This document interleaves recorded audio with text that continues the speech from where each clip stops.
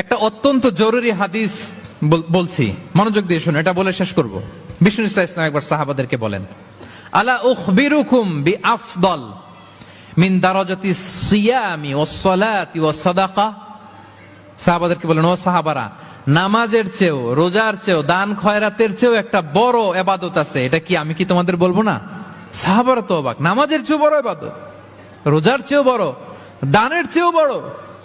ক্বালু বালা ইয়া রাসূলুল্লাহ। সাহাবারা বললেন, অবশ্যই হে নবী, হ্যাঁ আপনি বলেন সেটা কি? বিষ্ণু ইসলাম বললেন, ইসলাহু যাতিল বাইন, বিবাদমান দুই গ্রুপকে মাঝখান দিয়ে যে মিলিয়ে দেয়া।